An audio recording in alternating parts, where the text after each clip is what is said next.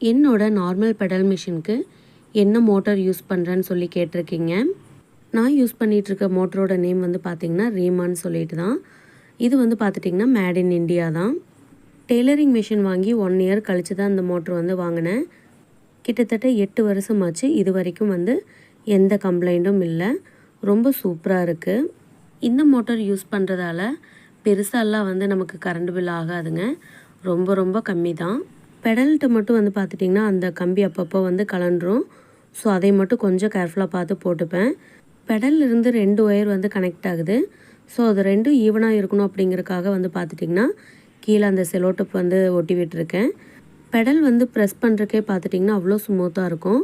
ரொம்ப ஹார்டெல்லாம் இருக்காது. நான் வாங்குறப்ப இந்த மோட்டரோட விலை 1700 ரூபா.